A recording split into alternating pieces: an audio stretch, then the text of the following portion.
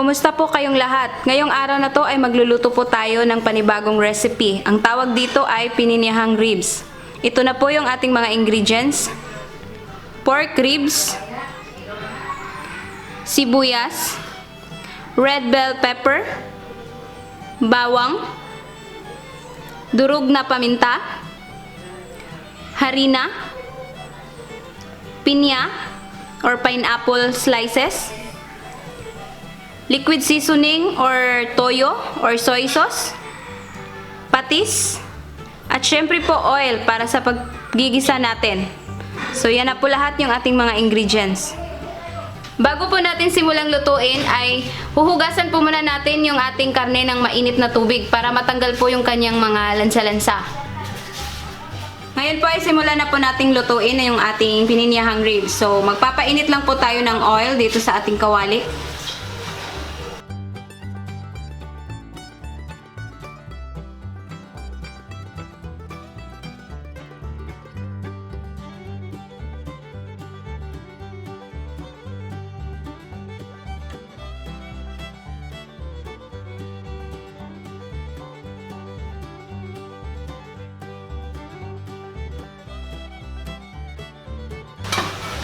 Yan, pagka mainit na po yung ating oil, ay pwede na po nating igisa yung ating bawang.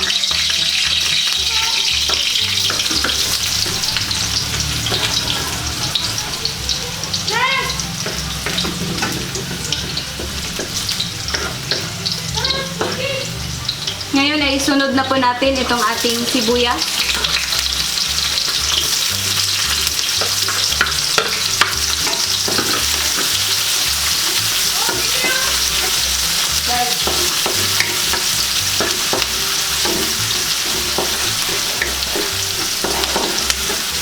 Pag medyo malambot or luto na po yung ating sibuyas at saka bawang, ay pwede na nating isunod yung ating karne ng baboy or yung ating ribs.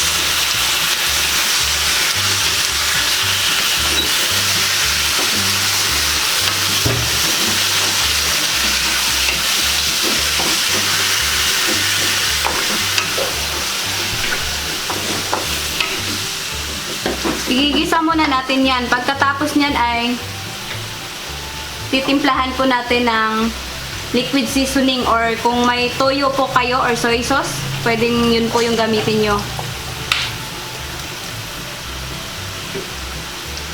At saka patis, kung gusto nyo po ng patis. Pero pag ayaw nyo, pwede rin po yung asin yung gamitin nyo. Ngayon, lagyan din po natin ng paminta. Ayan. Hahaluin lang po natin para magsama-sama po lahat ng mga sangkap na nilagay natin at ma-absorb ng ating karne.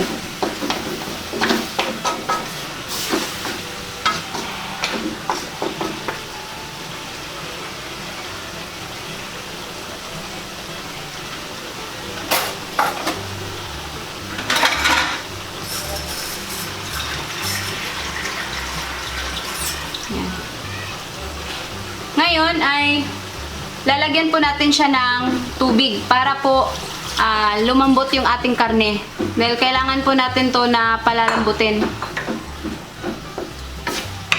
Kung nagmamadali po kayo, pwede po kayong gagamit ng pressure cooker. Or kung kahit walang pressure cooker, pwede naman po. So yan, ililipat po namin yan sa pressure cooker para mapalambot natin yung ating karne. Palalambutin po natin yan ng mga 10 minutes. Dahil hindi naman po masyadong matigas yung karne ng baboy.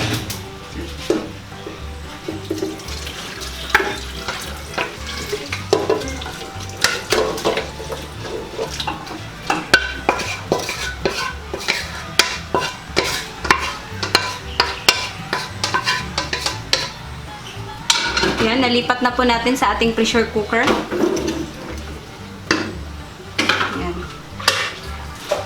Tatakpan po muna natin para mapalambot natin ng mga 10 minutes.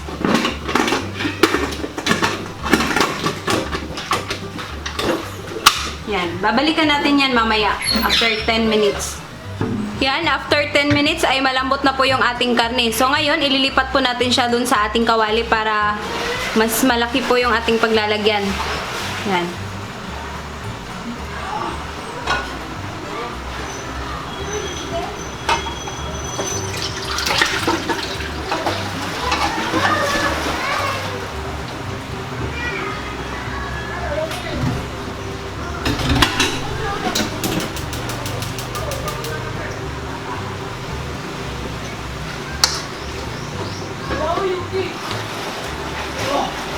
Yan, hihintayin lang po natin yan na medyo kumulo para talagang ma-absorb niya yung lasa ng ating mga sangkap na nilagay kanina. Yan, nilagyan ko po siya ng seasoning. So, kayo na pong bahala kung anong seasoning po ang gusto nyong ilagay.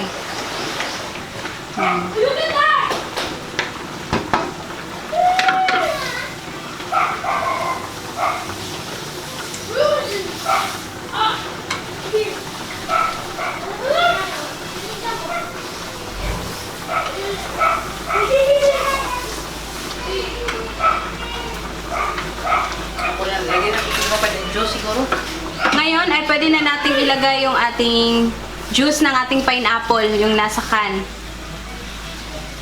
Tapos, itabi muna natin yung pineapple talaga para mamaya na natin ilagay. Yung juice lang muna. Meron po tayo ditong harina na dinilyot natin sa tubig. Yan po ay pampalapot ng ating sabaw. So, ilalagay po natin siya mamaya para talagang mas malasa at masarap po yung ating sabaw.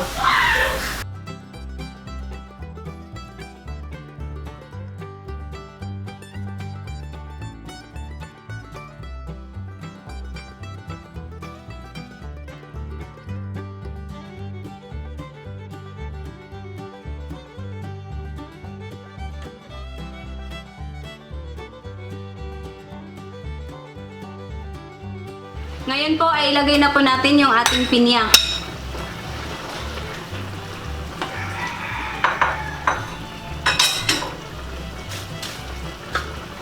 Tapos isunod po natin yung ating red bell pepper or yung atsal ba yun sa Tagalog? Bisaya. Yan.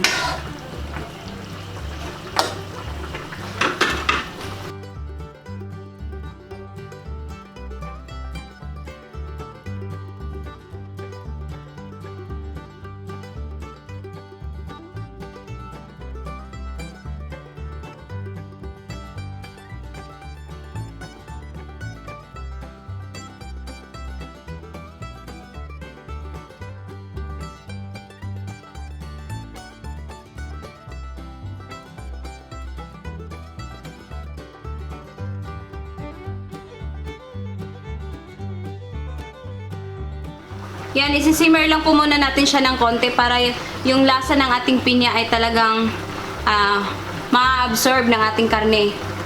Yan. Ngayon ay pwede na nating ilagay yung ating dinilyot kanina na harina para lumapot po yung ating sabaw or yung kanyang sauce.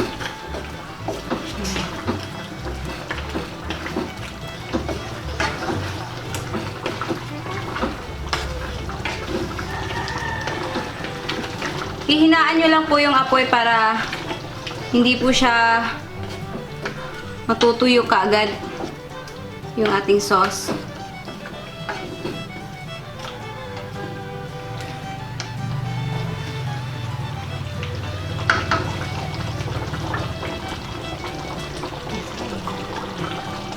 Ayan, ready na po yan. Luto na po yung ating pininyahang ribs. So, patayin ko na po yung ating stove para ma-serve na po natin.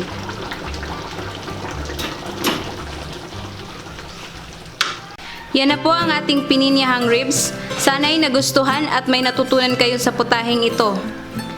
Salamat po sa inyong panonood and God bless.